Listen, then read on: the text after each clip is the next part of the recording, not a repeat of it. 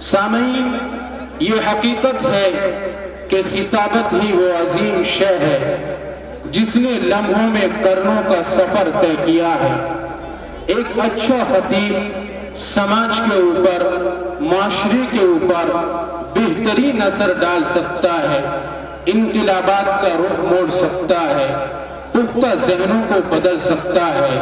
اسی لیے اسی عظیم خطابت دست سے لبریز، آنکھیں نشے الفت سے مخمور اور لب اظہار محبت پر مجبور ہو جاتے ہیں۔ میں گزارش کر لوں مقرر شگفتہ بیان جناب حضرت مولانا مفتی افتخار احمد صاحب دامت برکاتہم سے، جو انتہائی موقر استاذ ہیں مدرسہ ضیاء العلوم کرتپور کے، آپ تشریف لائے اور اپنے مواعظ حسنہ سے ہم یا رب العالمین، والصلاة والسلام علی النبی الصادق الامین وعلى آلہ واصحابہ الطیبین الطاہرین، وبعد فاعوذ باللہ من الشیطان الرجیم، بسم اللہ الرحمن الرحیم۔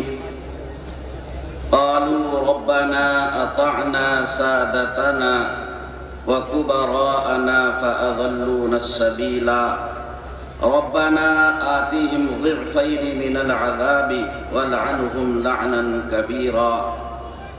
قال النبي صلى الله عليه وسلم ما نحل والد ولدا من نحل أفضل من أدب حسن، او كما قال علیہ الصلاة والتسلیم۔ جس دور پہ نازا تھی دنیا، اب ہم وہ زمانہ بھول گئے۔ جس دور پہ نازا تھی دنیا، اب ہم وہ زمانہ بھول گئے۔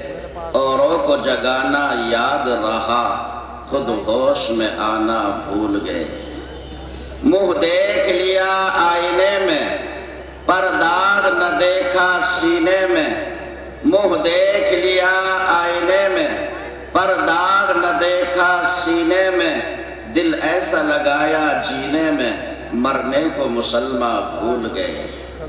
اذان تو اب بھی ہوتی ہیں مسجد کی فضا میں اے انور، اذان تو اب بھی ہوتی ہیں مسجد کی فضا میں اے انور۔ جس ضرب سے دل ہل جاتے تھے، اب ہم وہ ضرب لگانا بھول گئے۔ علماء ذوی الاحترام، بزرگان محترم، ملت اسلامیہ کے نوجوانوں و پاسبانوں، امت محمدیہ کے نوشگفتہ پھولوں، میرے اور آپ کے معبود نے اپنے بندوں کو اپنی زمین اور اپنی دھرتی پر بھیج کر بے یار و مددگار اور بے سہارا نہیں رکھا۔ عرش و کرسی کے مالک نے اپنے بندوں کو پیدا فرما کر خالی ہاتھ اور تہی دامن نہیں چھوڑا، بلکہ اللہ تبارک و تعالی نے انسانوں کو اتنا نوازا، اتنا نوازا، اتنی نعمتیں دی کہ قرآن کریم کہنے لگا وَإِن تَعُدُّوا نِعْمَةَ اللَّهِ لَا تُحْصُوهَا۔ اور لوگوں تم اللہ کی نعمتوں کو شمار کرنا چاہو، ارے تم رب کی نعمتوں کو گننا چاہو، تم خدا کی نعمتوں کا احاطہ کرنا چاہو، لا تحصوها، اور بندو تمہارے بس کی بات نہیں، تم ہرگز اللہ کی نعمتوں کو شمار نہیں کر سکتے۔ میرے بزرگوں ذرا سوچو، اس رب نے کتنی پیاری زبان دی، یہ بندہ اپنے دل کی بات کہہ ڈالتا ہے۔ میرے رب نے آنکھیں دی، یہ انسان سارے جہان کو دیکھتا ہے۔ مالک کائنات نے کان دیے، یہ انسان ہر ایک کی بات کو سنتا ہے۔ اللہ تبارک و تعالی نے ہاتھ دیے، انسان چیزوں کو پکڑتا، چھوتا، ٹٹولتا ہے۔ رب نے پیر دیے، یہ انسان چل کر اپنی منزل اور اپنا راستہ طے کرتا ہے۔ اور وہ ماں باپ دیے جو سر چشمہ پیار و محبت ہے۔ لیکن مسلمانوں، آج اس رات کی تاریکی اور سناٹے میں بہت اعتماد کے ساتھ یہ بات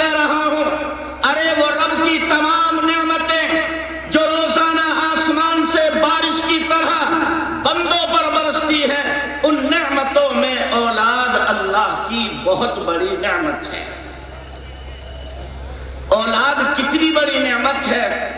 اولاد کی قدر و قیمت ان ماؤں سے پوچھو جن کی گودیں اولاد سے خالی ہیں۔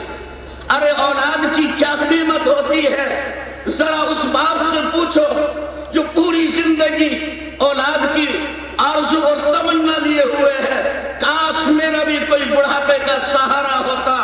ارے اولاد کی حیثیت ان ماؤں سے پوچھو جن کے گھر کے آنگن سونے پڑے ہیں۔ اولاد کی قدر و قیمت ان ماؤں سے پوچھو جو ایک لمحے کے لیے اپنی گود میں رکھتے جگر دیکھنا چاہتی ہے۔ اور میں آپ کو ببانے دوہر بتانا چاہتا ہوں کہ اولاد اللہ کی وہ عظیم الشان نعمت ہے کہ انبیاء کی مقدس اور پاکیزہ جماعت جو ہمیشہ دنیا سے بے نیاز، لیکن اولاد کے لیے وہ بھی اللہ کے دربار میں ہاتھ اٹھا دیتے ہیں، جھولی پھیلا دیتے ہیں۔ اور عرش و کرسی کے مالک بے اولاد نہ رکھنا، اور مالک ہمیں بھی اولاد عطا کر دے گا۔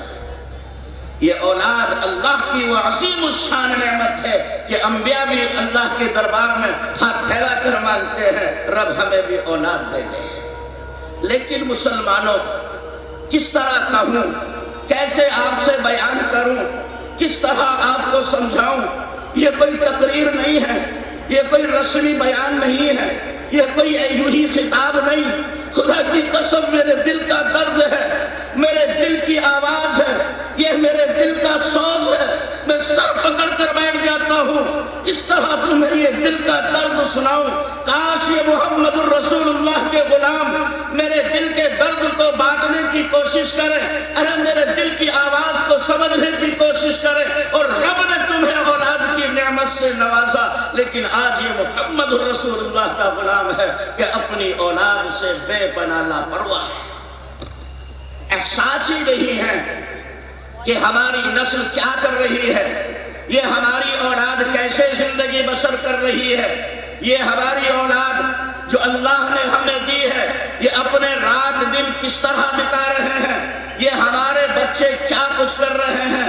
مسلمانوں، ہم اپنا سینہ فخر سے چوڑا کرتے ہیں اور یہ ہم سمجھتے ہیں کہ اللہ تبارک و تعالیٰ نے ہمیں صاحب اولاد بنایا، مالک کائنات نے اولاد کی عظیم نعمت سے نوازا ہے، لیکن تم اس اولاد سے اس قدر غافل ہو کہ ذرہ برابر احساس نہیں کہ ہماری اس اولاد کے پاس جو اللہ نے ہمیں عطا کی ہے، اس کے پاس اس کا ایمان بھی باقی اور سلامت ہے یا نہیں ہے۔ صرف رب نے اولاد عطا کر دی اور ذمہ داری تمہاری پوری ہو گئی، ایسا نہیں مسلمانوں۔ میرا دل روتا ہے، اتنا بڑا مجمع اگر میں 10 20 100 50 جوانوں کو اٹھا کر پوچھوں کیسے کیسے حسین چہرے ہیں، کیسا چھریرا بدن ہے، کیسے خوبصورت چہرے ہیں، رب نے طاقت و قوت دی ہے، بدن میں طاقت ہے، سب کچھ ہے، پوری زندگی مسلم گھرانے میں گزاری ہے، اور مسلم نطفے سے پیدا ہوئے، مسلم ماں کی چھاتیوں سے دودھ پیا اور مسلم گودوں میں پلا، تیری زندگی کے 20 سال مسلم گھرانے میں گزرے ہیں۔ آج اس مجمع میں اٹھا کر پوچھوں، اور بیٹے تجھے معلوم ہے تیرا نبی کہاں پیدا ہوا، تیرے نبی کی کتنی بیویاں ہیں، تیرے نبی نے مکے میں کتنی زندگی گزاری، مدینے میں کتنی زندگی گزاری، تیرے نبی کی بیٹیوں کے نام کیا ہے، اور جبریل امین خدا کا آخری کلام آخری پیغمبر پر کتنے زمانے تک لاتا رہا۔ اور حد تو یہ ہے کہ کتنے ایسے ملیں گے جو دیکھ کر بھی قرآن نہیں پڑھ سکتے، اور کتنے ایسے بھی اس میں ہوں گے جن کو صحیح معنی میں کلمہ بھی نہیں آتا۔ سوچو مسلمانوں، کیا رب نے یہ اولاد اسی لیے دی تھی؟ کیا تمہیں اللہ نے یہ عظیم نعمت اسی لیے عطا کی تھی کہ کل تمہیں یہ خبر بھی نہ رہے کہ میری اولاد کیسے زندگی گزار رہی ہے؟ یاد رکھیے گا، 2 ٹوک لفظوں میں بتانا چاہتا ہوں، اگر ہم نے اپنی اولاد کی فکر نہیں کی، ہم نے اپنی اولاد کو دیندار بنانا نہیں سوچا، اگر ہم نے اپنی اولاد کے ایمان اور اسلام کی فکر نہیں کی، ہم نے اپنی اولاد کو دین سے جوڑنے کی کوشش نہیں کی، اور یہ اولاد اسی طرح بددینی کے حالت میں تو اللہ کی زمین چھوڑ کر چلی جاتی ہے، یاد رکھیے گا اگر یہ اولاد جہنم کا ایندھن بنتی ہے، ہماری یہ نسل اگر جہنم میں جائے گی، رب کسی طرح اللہ کی پکڑ سے بچ نہیں سکتے۔ اور میں نہیں کہتا، قرآن کریم کہتا ہے قالوا ربنا اطعنا سادتنا وکبراءنا فاضلونا السبیل۔ یہ اولاد جب جہنم کا ایندھن بنے گی فوراً پکار اٹھے گی، او دو جہاں کے پروردگار، یہ ہے میرے دادا جان، یہ ہے میرے ابو جان، یہ ہے میرے تائے، یہ ہے میرے چچا، اگر آج ہم جہنم کا ایندھن ہوئے تو ان کی وجہ سے اگر ہم کو عذاب دیا جائے گا، ان کو ڈبل عذاب دیا جائے اور ان کو اپنی رحمت سے بالکل دور پھینک دیا جائے۔ اور سمجھانے کے لیے کہتا ہوں، آپ کو برا لگے لگتا رہے، آپ کتنے بھی بڑے حاجی نمازی ہوتے رہیں، دیندار ہوتے رہیں، آپ رات دن تسبیح پڑھتے رہیں، چلا 4 مہینے لگاتے رہیں، آپ اللہ اللہ کرتے رہیں، اب راتوں کو تہجد پڑھتے رہیں، میں دو جہاں کے پروردگار کی قسم کھا کر کہہ سکتا ہوں اگر اولاد کو دیندار نہیں بنایا، تمہاری تسبیح، تمہارا چلا 4 مہینہ، تمہارا راتوں کو اٹھنا، تمہارا تہجد پڑھنا، یہ تمہیں اللہ کے عذاب سے ہرگز نہیں بچا سکتا۔ احساس ہوتا ہے کیا یہ مسلم معاشرہ ہے؟ اللہ نے اولاد دی اور تمہیں بالکل اس کی خبر ہی نہیں ہے کہ ہمارے جوان، ہمارے بچے کس طرح زندگی گزار رہے ہیں۔ وہ کون سا گناہ ہے جو ہماری نسلوں میں نہیں ہے؟ ہر عبادت سے دور اور ہر گناہ کے قریب آج یہ ہماری نسل ہے اور مسلمانوں کو ذرہ برابر احساس نہیں۔ اور غور تو کرو کیسے کیسے اولاد تمہیں اللہ نے دی ہے اور یہ بیچارے دیکھ کر بھی اللہ کا کلام پڑھنا نہیں جانتے، ان اپنے نبی کی سیرت معلوم نہیں، سنتوں کا استحضار نہیں، ان کو صحیح معنی میں عبادت کا، معمولی عبادت کا طریقہ نہیں آتا۔ اگر میں یہ کہوں تو غلط نہ ہوگا کہ دنیا میں جتنے بھی مذہب کے ماننے والے ہیں وہ اپنے مذہب اور دھرم کے بارے میں کچھ نہ کچھ ضرور جانتے ہیں۔ آج یہ محمد الرسول اللہ کا غلام ہے جو پوری دنیا کی رہبری اور رہنمائی کرنے کے لیے آیا تھا، یہ اپنے مذہب کے بارے میں کچھ بھی نہیں جانتا، ذرہ برابر احساس نہیں۔ سوچو میرے پیارو، کیا اللہ نے یہ اولاد اسی لیے دی تھی؟ احساس تو کرو، کچھ تو خیال کرو، کچھ تو سوچو کہ ہماری یہ نسل کہاں سے کہاں جا رہی ہے۔ کسی بھی دھرم کے ماننے والوں کو اٹھا کر دیکھو، وہ اپنے مذہب کے بارے میں ضرور کچھ نہ کچھ جانتا ہے۔ جب معاملہ آتا ہے ماں باپ کے حقوق کا، جب معاملہ آتا ہے والدین کے حقوق کا، باپ بھی کہتا ہے بیٹا کہنا نہیں مانتا، بٹیا میری اطاعت و فرما برداری نہیں کرتی، یہ ماں باپ اپنے حقوق کا مطالبہ کرتے ہیں۔ اور بندے کبھی تو نے سوچا، کبھی تجھے احساس ہوا کیا تمام کے تمام حقوق ماں باپ پہ ہیں اولاد پر؟ اولاد کا کوئی حق نہیں آپ پر، یہ اولاد اللہ نے آپ کو عطا کی ہے، کیا ان کا کوئی حق بنتا ہے آپ پر؟ ذرہ برابر کبھی آج کا مسلمان احساس نہیں کرتا۔ آؤ تمہیں سناتا ہوں ایک دل آویز واقعہ۔ چلو چلتے ہیں امیر المومنین کے دربار میں، حضرت عمر کے دربار میں پہنچتے ہیں، تمہیں ایک دل خراش واقعہ سناتا ہوں۔ میرے پیارو، ایک بڑے میاں ڈنڈا ٹیکتے ہوئے حضرت عمر کے دربار میں پہنچتے ہیں اور جا کر کے کہتے ہیں امیر المؤمنین، میرا ایک ہی لخت جگر ہے، میرا ایک ہی نور نظر ہے، وہ میرا کہا نہیں مانتا، میری خدمت نہیں کرتا، میری اطاعت و فرما برداری نہیں کرتا، وہ میری کوئی ذرہ برابر خبر گیری نہیں کرتا۔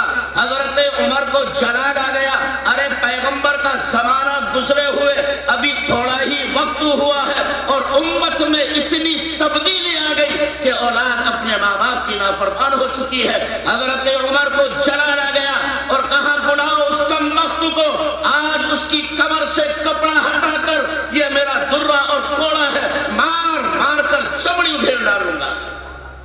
حضرت عمر نے کہا بلاؤ میرے دربار میں۔ وہ نوجوان ہانپتا ہوا کانپتا ہوا آ رہا ہے، پیروں کے نیچے سے زمین کھسک گئی، شانے کا گوشت کودنے لگا، بدن کا روٹا کھڑا ہو گیا۔ وہ سوچتا ہے عمر تو وہ جلیل القدر صحابی ہے، اور جس راہ سے عمر گزر جاتا ہے شیطان کی بھی ہمت نہیں کہ اس راستے پر چلے، آج میرا کیا بنے گا؟ وہ نوجوان خود سوچتا ہے، خیال کر سکتے ہیں۔ بالآخر ہمت کی آیا اور کہنے لگا امیر المومنین آپ کا حکم متا حاضر ہوا ہو، فرمائیے کیا ارشاد ہے، میں تعمیل کے لیے ہر وقت تیار ہوں۔ امیر المومنین نے کہا یہ تمہارے والد گرامی ہیں، یہ آپ کی شکایت کرتے ہیں کہ آپ ان کی خدمت نہیں کرتے، ان کی اطاعت نہیں کرتے، اپنے باپ کا کہا نہیں مانتے۔ اور نوجوان کہنے لگا حضرت آپ نے صحیح فرمایا، والد گرامی نے صحیح شکایت کی، لیکن مجھے یہ بتاؤ کیا سارے حقوق ماں باپ کے ہیں اولاد پر، یا اولاد کا بھی کوئی حق ہے ماں باپ پر؟ حضرت عمر کا غصہ کچھ کم ہوا اور کہنے لگے بیٹا تم نے ٹھیک پوچھا ہے۔ میرے بھائیوں، وقت کی قلت ہے، شاید وہ سارے حقوق میں آپ کو نہ بتا سکوں، لیکن جو بھی آپ کے سامنے آیا آپ عمل کی نیت سے سنیں۔ سب سے پہلے حضرت عمر نے فرمایا کہ ماں باپ پر اولاد کا یہ حق ہے کہ جہاں سے اولاد حاصل کرنا چاہتے ہو پہلے وہ زمین دیکھو کیسی ہے۔ ارے جس کو ماں بنانا چاہتے ہو، جس کو باپ بنانا چاہتے ہو، پہلے یہ دیکھو وہ ماں کیسی ہے، وہ بٹیا کیسی ہے۔ جس کو ہم اپنے بیٹے کی زوجیت اور نکاح میں لانا چاہتے ہیں، وہ لڑکی دیندار ہے یا نہیں، اس کا اخلاق اور کردار عمدہ ہے یا نہیں، وہ حجاب اور پردے کا اہتمام کرتی ہے یا نہیں کرتی، وہ نمازیں پڑھتی ہے یا نہیں پڑھتی۔ مسلمانوں آپ برا نہ مانیں، آج ہم یہ نہیں دیکھتے کہ بیٹے کی شادی کرنی ہے، وہ لخت جگر جس کو ہم اپنے بیٹے کی زوجیت میں لانا چاہتے ہیں دیندار ہے یا نہیں، ہم یہ دیکھنا چاہتے ہیں وہ کسی پٹھان اور چودھری کی بیٹی ہے یا نہیں ہے، وہ مالدار ہے یا نہیں، اس کے گھر سے ہمیں ایک ترک مال مل سکتا ہے یا نہیں مل سکتا۔ مسلمانوں میں ببانگ دہر کہنا چاہتا ہوں، وہ لڑکی جو ایک ترک مال لے کر کے آئے گی تمہیں جوتیوں کی ٹھوکروں پر بٹھا کر اٹھا دے گی، وہ تمہاری خدمت اور اطاعت نہیں کر سکتی ہے۔ ہم یہ دیکھتے ہیں اس کے گھر حقہ چلتا ہے یا نہیں چلتا، 10-20 آدمی روزانہ اس کی بیٹھک پر بیٹھتے ہیں یا نہیں بیٹھتے، اس کے یہاں سے بہت جہیز مل سکتا ہے یا نہیں مل سکتا، وہ ہم بائک گاڑی مل سکتی ہے یا نہیں مل سکتی، ہم یہ دیکھتے ہیں۔ اور اس سے بڑھ کر آج ہم یہ دیکھتے ہیں کہ وہ لڑکی اعلیٰ تعلیم یافتہ ہے یا نہیں ہے۔ ہم نے دنیاوی تعلیم کا نام اعلیٰ تعلیم رکھا ہے۔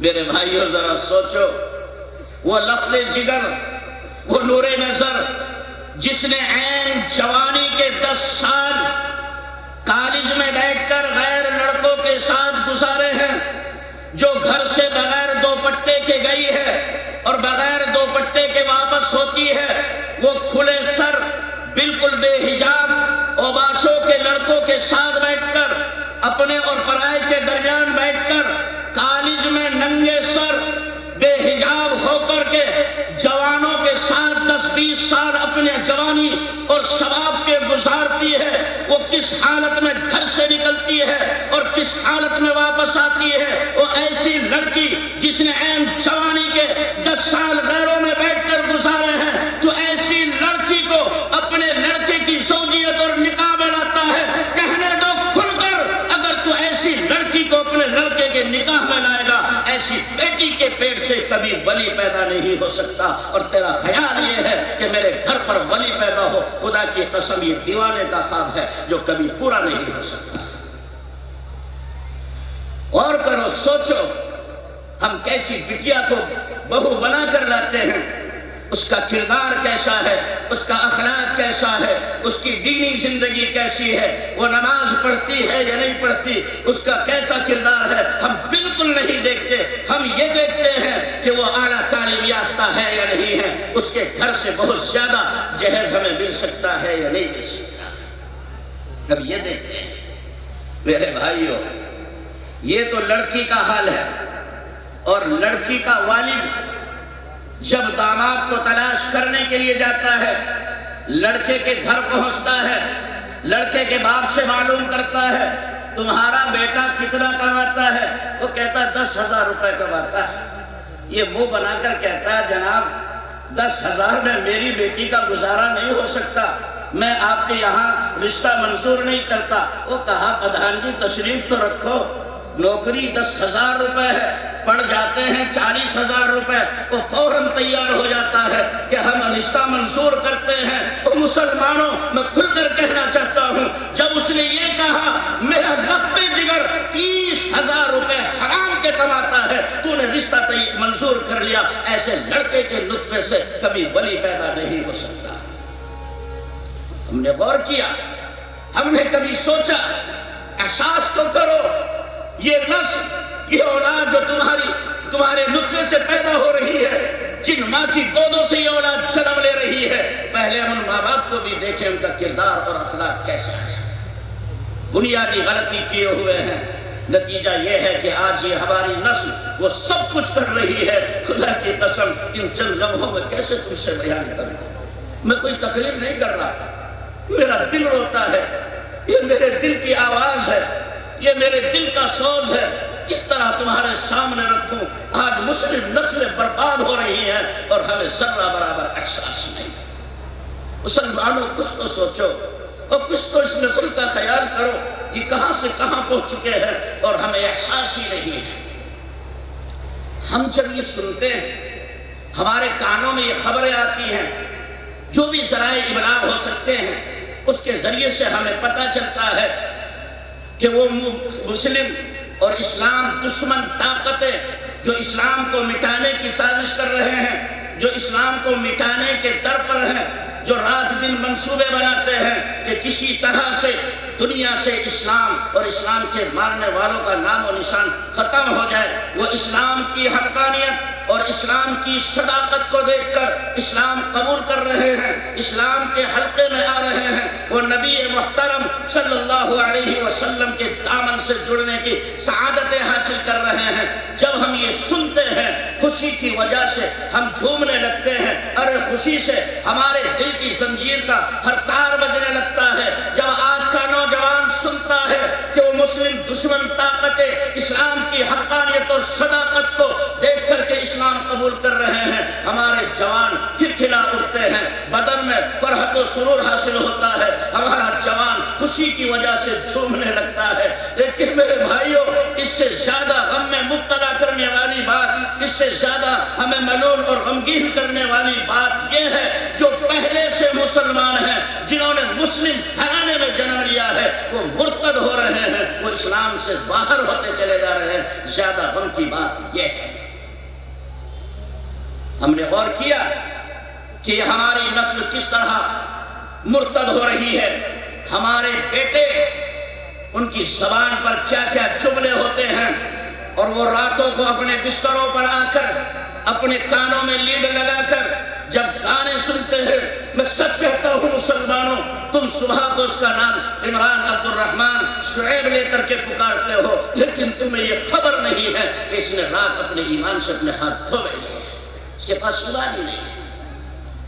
دوسری مرتد ہونے کی ایک شکل یہ ہے کہ ہماری بچیاں کالج میں جا رہی ہیں، غیروں کے اسکولوں میں جا رہی ہیں، جنگلوں میں جاتی ہیں، نہ معلوم کہاں کہاں بے پردگی کے ساتھ وہ گھوم رہی ہیں، اپنوں کے ساتھ نہیں غیروں کے ساتھ تعلق قائم کر کے انہی کے ساتھ فرار ہو جاتی ہیں۔ ایک دو واقعہ نہیں کہ نبی کے دامن سے وابستہ یہ مسلمان لڑکیاں غیروں کے ساتھ فرار ہوئی اور حکومت کا سہارا لے کر انہی کے ساتھ زندگی بسر کر رہی ہیں۔ اور مسلمان تم نے غور کیا، رب نے مسلم گھرانے میں پیدا کیا تھا، اس نے 10-20 سال اپنی جوانی کے مسلم گھرانے میں گزارے ہیں، اور تیری لاپرواہی نے اسے ہمیشہ کے لیے جہنم کا ایندھن بنا دیا۔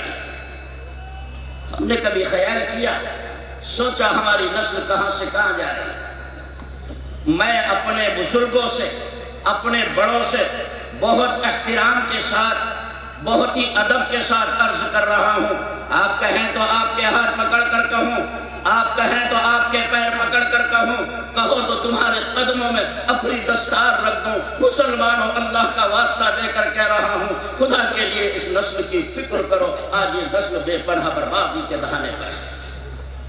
فکر کرو اپنی اولاد کی، بہت محبت کے ساتھ کہہ رہا ہوں اپنے بزرگوں سے، اور اپنے جوانوں سے کہنا چاہتا ہوں، اپنے جوان بھائیوں سے، بیٹوں سے کہنا چاہتا ہوں، ارے تم اپنے دلوں کے اندر اسلام کے لیے ہر طرح کی قربانی کا جذبہ پیدا کرو۔ تم اسلام کے لیے اپنے دل کے اندر حسین جذبات پیدا کرو۔ تم اسلام کی عظمت اور توقیر اپنے دلوں کے اندر پیدا کر کر اسلام کے ہر عمل پر فوراً آمادہ اور تیار ہو جاؤ۔ خدا کی قسم اگر تم نے اسلام کو صحیح معنی میں اپنے دل میں بسایا اور جگہ دی اور اسلام کے لیے ہر طرح کی قربانی دینے کا جذبہ پیدا کیا، میں رب کی قسم کھا کر کہہ سکتا ہوں کہ کل جس طرح آسمانوں سے تمہاری مدد کے لیے فرشتے اور ملائکہ آتے تھے، رب کعبہ کی قسم وَلَن تَجِدَ لِسُنَّتِ اللَّهِ تَبْدِيلًا، رب کا قانون بدلا نہیں کرتا۔ آج بھی تمہاری مدد کے لیے آسمان سے فرشتے نازل ہوں گے۔ چلو پھر تمہیں ایک دل آویز واقعہ سناتا ہوں۔ چلتے ہیں نبی کے دربار میں، میرے آقا نے اعلان کیا، او میرے دامن سے وابستہ مسلمانوں اور صحابہ کی مقدس جماعت، ذرا سنو، آج کفر نے اسلام کو للکارا ہے، آج اسلام کو تمہاری مدد کی ضرورت ہے، تمہارا تعاون چاہیے، اسلام تمہاری قربانیاں چاہتا ہے۔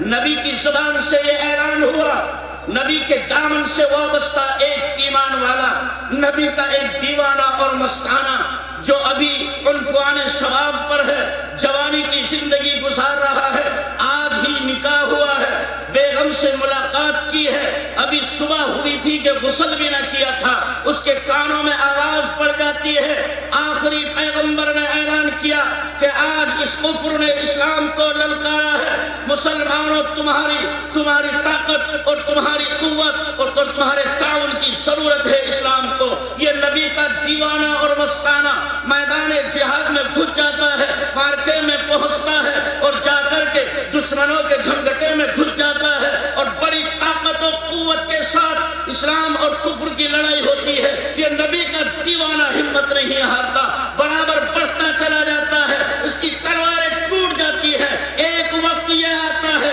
کہ یہ جام شہادت نوش کر لیتا ہے۔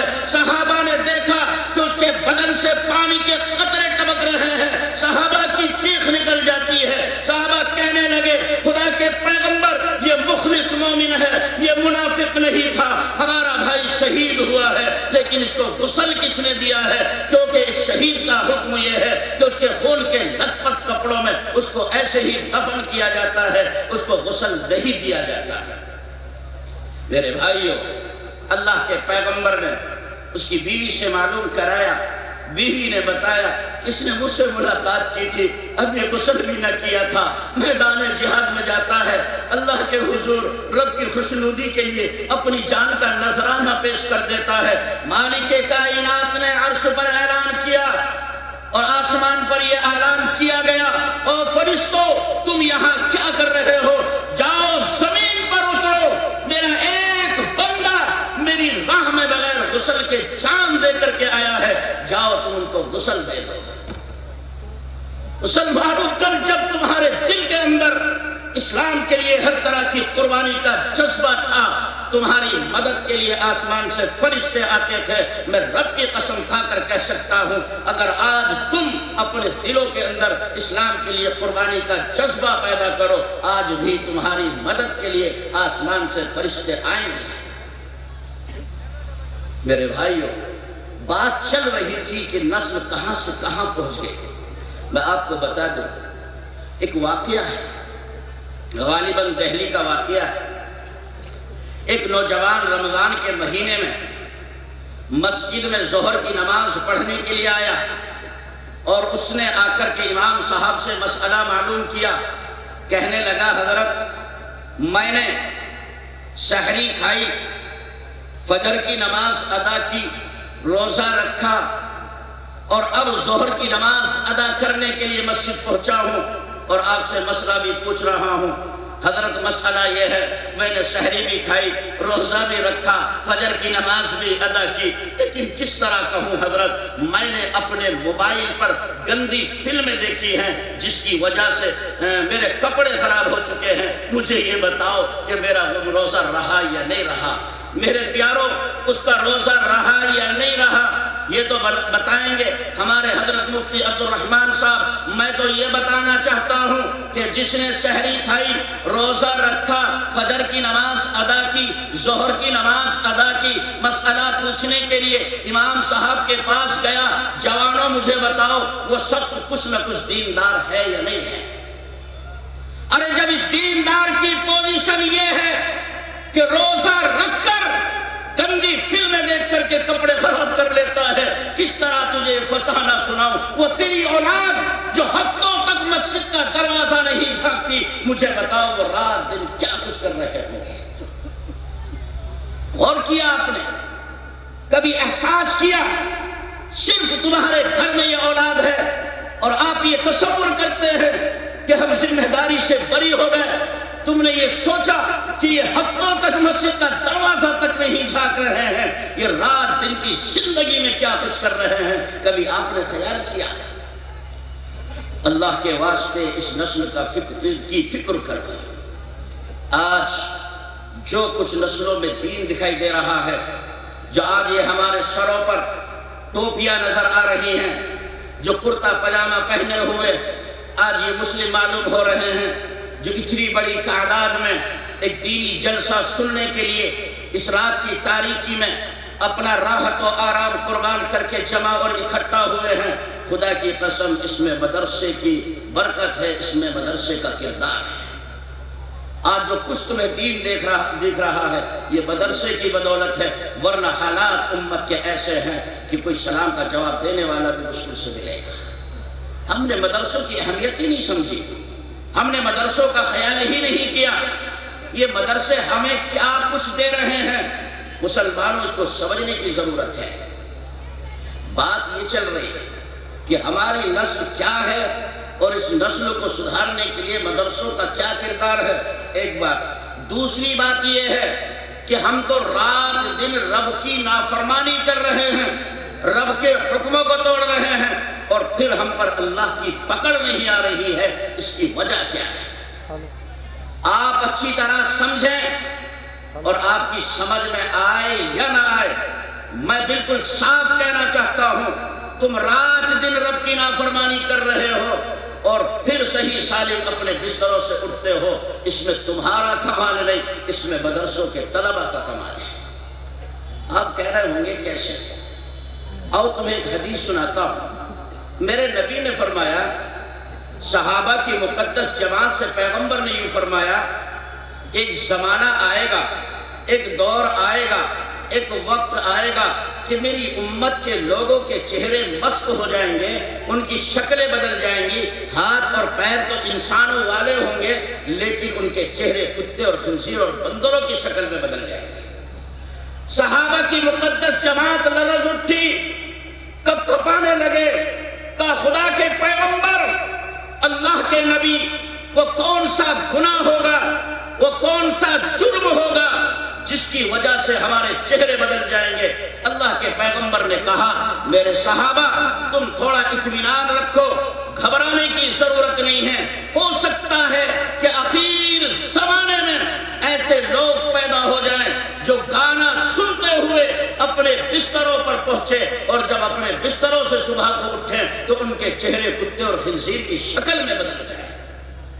مسلمانوں ہمیں بتائیے، آج سمجھائیے ہمیں، وہ کون سا گھر ہے اور وہ کون سا نبی کے دامن سے وابستہ ایمان والا ہے جو گانے کی لعنت میں مبتلا رہی ہے اور ہر ایک بستر پر آتا ہے تو گانا سنتے ہوئے اور صبح کو بستر سے اٹھتا ہے تو گانا سنتے ہوئے، رات دن تمہاری زندگیوں میں گانا ہے اور پھر تم اپنے بستروں سے صحیح سالم اٹھ جاتے ہو، تمہاری شکلیں نہیں بدلتی، تم کتے اور خنزیر کی شکل میں تبدیل نہیں ہوتے، جبکہ تیرے پیغمبر نے فرمایا تھا کہ یہ گانا سن کر بستر پر آئے گا، اس کی شکلیں بدل جائیں گی۔ مسلمانوں، آپ کو نہ فجر کی خبر، نہ عشاء کی خبر، نہ عصر کا پتہ، نہ مغرب کی خبر، وہ تو رب کی نافرمانی کر کے بستر پر گانا سنتے ہوئے آیا تھا اور صبح کو اپنے بستر سے صحیح سالم اٹھا۔ خدا کی قسم اس میں مدرسوں کے بچوں کی بات ہے۔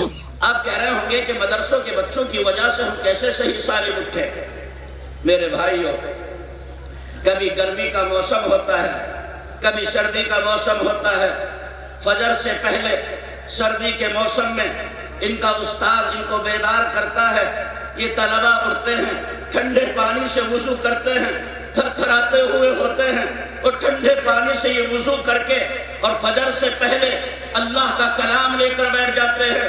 یہ رب کے حضور اللہ کا کلام پڑھ کر سورہ یاسین کی تلاوت کر کے اور پھر اللہ کے حضور دعائیں کرتے ہیں۔ خدا کی قسم ان کے بوڑھے استاد کی آنکھوں میں آنسو ہم نے دیکھے، ان معصوم بچوں کی آنکھوں میں آنسو ہم نے دیکھے، اور تو رب کی نافرمانی کر کے اپنے بستر پر پڑا ہوا تھا، اور یہ مدرسے کے طلبہ صبح کو اٹھ کر فجر سے پہلے ٹھنڈے پانی میں وضو کر کے تیری عافیت کی دعا کر رہے تھے۔ اب پروردگار عالم تو مدرسوں میں کے ذمہ دار کو عافیت سے رکھنا، محلے والوں میں خیر و عافیت کا معاملہ رکھنا، اور بندے ذرا سوچ، تو رب کی نافرمانی کر کے بستر پر پڑا ہوا تھا، اور مدرسے کے طلبہ صبح کو اٹھ کر ٹھنڈے پانی سے وضو کر کے تیری عافیت کی دعا کر رہے تھے۔ ایک روایت میں آتا ہے میرے پیغمبر نے فرمایا کہ اللہ پاک نے فرشتے کو بلایا اور یوں کہا کہ فلاں بستی پر عذاب نازل کر دو، اس کو اٹھاؤ، اوپر لے جاؤ اور الٹ دو۔ فرشتے نے کہا کہ ٹھیک ہے میرے مالک تیرا حکم ہے، اس کو عذاب دوں گا۔ صبح سے پہلے رب نے پھر بلایا اور کہا کہ اس کو عذاب نہیں دے گا۔ فرشتہ کہنے لگا میرے مالک اس نے اس بستی کے لوگوں نے کون سا ایسا اچھا کام کر لیا ہے جس کی وجہ سے آپ نے ان کا عذاب ختم کر دیا۔ رب نے فرمایا اس بستی میں ایک مرتبہ ایک بچے نے بسم اللہ پڑھی ہے، اور میری جاہ و جلال اور کی قسم میری غیرت یہ گوارا نہیں کرتی کہ جس بستی میں بسم اللہ پڑھی جائے میں اس میں عذاب نازل کروں۔ یاد رکھنا جس بستی میں ایک مرتبہ کوئی میرا بندہ بسم اللہ پڑھتا ہے میں 40 سال تک کے لیے ان سے عذاب کو موقوف کر دیتا ہوں۔ جلال آباد کے مسلمانوں ایمانداری سے بتاؤ، یہ تمہاری بستی میں تمہارے محلے میں مدرسہ ہے جہاں 200-300 بچے روزانہ صبح سے لے کر شام تک اور رات تک قرآن پڑھتے ہیں۔ آپ بتائیے تم سے کتنے وقت تک کے لیے عذاب ہو جائے گا؟ لائف ٹائم، پوری زندگی کے لیے ہو جائے گا نہیں ہو جائے گا؟ ذرا سوچو، حساب نہیں لگا سکتے۔ تو میں یہ سمجھا رہا تھا کہ آپ جو اس وقت عافیت کی زندگی گزار رہے ہیں، رات دن تم کیا کرتے ہو سب جانتے ہو، اس میں تم مدرسوں کے بچوں کا ہاتھ ہے۔ یہ تمہارے لیے دعائیں کرتے ہیں، ان کی تلاوت کی وجہ سے تمہیں اللہ کا عذاب، اللہ کی پکڑ نہیں آ رہا، ورنہ میرے آقا نے فرمایا تھا یہ گانا سن کر سوئیں گے صبح کو ان کی شکلیں بگڑ جائیں گی۔ آپ بتائیے یہ آپ کی بستی اور محلے میں مدرسہ ہونا چاہیے نہیں ہونا چاہیے؟ بہت ضروری ہے۔ کتنے بچے یہاں قرآن پڑھتے ہیں، لیکن مدرسہ ایسے ہی چل جائے گا یا آپ کو چلانا پڑے گا؟ کون چلائے گا؟ آپ ہی چلائیے۔ آپ چندہ دیں گے، مدرسے کا تعاون کریں گے، یہ دینی ادارہ آگے بڑھے گا۔ تو مدرسے کا تعاون کرنا، مدرسے کو چندہ دینا، ہر ممکن مدرسے کے لیے اپنے آپ کو آمادہ اور کھڑا رکھنا، ہر طرح کی قربانی دینے کے لیے اپنے آپ کو آمادہ رکھنا، یہ آپ کی ذمہ داری ہے یا نہیں ہے؟ ہاتھ اٹھا کے بتاؤ کون کون سمجھتا ہے ذمہ داری؟ سارے مسلمانوں کی ذمہ داری ہے کہ مدرسہ آگے بڑھے۔ میں یہ دیکھنا چاہتا ہوں جیسا کہ مولانا بلال صاحب نے اعلان کیا تھا کہ کوئی اللہ کا نیک دل بندہ جو قرآن سے، قرآن والوں سے محبت رکھتا ہے، اس ادارے کے لیے ایک کمرے کا خرچ اپنے ذمہ لے لے۔ ایک کمرے کا خرچ کتنا آتا ہے صاحب؟ 1.5 لاکھ، کچھ زیادہ نہیں، 1,50,000 روپے۔ مجھے امید ہے کہ اس مجمع میں کوئی خدا کا شیر، اللہ کا ولی، قرآن سے محبت رکھنے والا ضرور اٹھے گا اور وہ یہ کہے گا کہ 1.5 لاکھ روپیہ انشاءاللہ میں اس ادارے کو دے دوں گا۔ ہے کوئی اللہ کا شیر؟ میرے بزرگوں، آپ اپنے نام کا اظہار کرو گے، یہ پورا اسٹیج علماء سے، اہل اللہ سے بھرا ہوا ہے، یہ آپ کو دعائیں دیں گے، خدا کی قسم اللہ آپ کے کھیڑے بسا دے گا۔ زبردستی نہیں، کوئی خدا کا نیک بندہ۔ بھائی محمد اسلم نے ایک کمرے کا خرچ دیا ہے۔ بھائی محمد اسلم جلال آباد، خلیل چیئرمین صاحب نے 2 کمروں کا خرچ دیا ہے، ماشاءاللہ، اللہ قبول فرمائے۔ خلیل چیئرمین صاحب، ہمارے محترم جناب خلیل صاحب چیئرمین، اور دوسرے محمد اسلم، بھائی محمد اسلم، انہوں نے 1 کمرے کا خرچ لیا ہے اور چیئرمین صاحب نے 2 کمروں کا۔ کتنے ہو گئے؟ 3۔ بڑے بڑے امام کتنے ہیں؟ 4۔ میں یہ چاہتا ہوں کہ کوئی اللہ کا نیک دل بندہ کھڑے ہو کر اپنے نام کا اظہار اس نیت سے کر دے کہ خدا میری نسل میں بھی کوئی امام پیدا کر دے۔ میرے بھائیوں، اتنے علماء بیٹھے ہیں، یہ آپ کو دعائیں دے کر کے جائیں گے، خدا تمہارے کھیڑے بچائے گا، تمہاری بگڑی بنا دے گا۔ اگر کوئی بیمار ہے اس کو شفا مل جائے گی۔ ہے کوئی خدا کا شیر جو کھڑے ہو کر اعلان کر دے کہ میں انشاءاللہ 1.5 لاکھ روپے اس مدرسے کو دے دوں گا۔ جب تک یہ ادارہ رہے گا، آپ دنیا میں رہیں یا نہ رہیں، لیکن آپ کو برابر اس کا ثواب ملتا رہے گا۔ مولانا نے فرمایا تھا کہ اس کا ایک آسان طریقہ یہ ہے کہ ہم یہ چاہتے ہیں کہ آپ اگر پورا پیسہ ایک ساتھ نہیں دے سکتے، 10-20 ہزار روپے، 50 ہزار روپے یک مشت نہیں دے سکتے، آپ صرف اتنا کریں کہ روزانہ 100 روپے کے حساب سے دیتے رہیں۔ مہینے میں 3000 ہوتے ہیں، 3000 روپے مہینے میں دے دیں یا روزانہ 100 روپے دیتے رہیں یا گھر پہ جمع کرتے رہیں روزانہ۔ اس طرح قسطوں میں بھی یہ 1.5 لاکھ روپیہ ادا کیا جا سکتا ہے۔ اب تو بہت آسان ہو گیا ہے۔ مجھے امید ہے کہ اتنا بڑا مجمع جو قرآن کی محبت پر یہاں جمع ہوا ہے، مجھے امید ہے کہ کوئی خدا کا شیر اٹھے گا اور اپنے نام کا اعلان کرائے گا کہ انشاءاللہ 1.5 لاکھ روپے میں اس ادارے کو دیتا ہوں۔ ہے کوئی اللہ کا بندہ، نیک دل انسان جس کو رب نے دیا ہے؟ ماشاءاللہ ماشاءاللہ۔ بھائی محمد قاسم، 1 کمرے کا اعلان کل کیا تھا اور 1 کمرے کا اعلان بھائی محمد قاسم، ان کی ولدیت ہے حاجی عبدالرشید صاحب، انہوں نے 1 کمرے کا اعلان کل کیا تھا اور 1 کمرے کا اعلان آج کر رہے ہیں۔ الحمدللہ 3 لاکھ روپے یہ اس اپنے دینی ادارے کو دیں گے۔ ماشاءاللہ جس ادارے کا فیض الحمدللہ اپنے ضلع میں نہیں دور تک پھیلا ہوا ہے۔ محمد یامین ٹھیکیدار، ماشاءاللہ ماشاءاللہ ماشاءاللہ۔ بھائی محمد یامین صاحب ٹھیکیدار، انہوں نے بھی 1 کمرے کا اعلان کیا ہے۔ اللہ تعالیٰ ان کی تمام حاجتوں کو پورا فرمائے۔ یہ آمین تو کہہ دیجئے۔ آمین۔ اللہ تعالیٰ ان کی نسلوں میں بہاریں لائے، میرا مولا ان کے کھیڑے بچائے، خدا ہر دکھ درد کو تکلیف کو دور فرمائے۔ سب کہیے آمین۔ ہے کوئی اور خدا کا شیر جس کے دل میں آ رہا ہے؟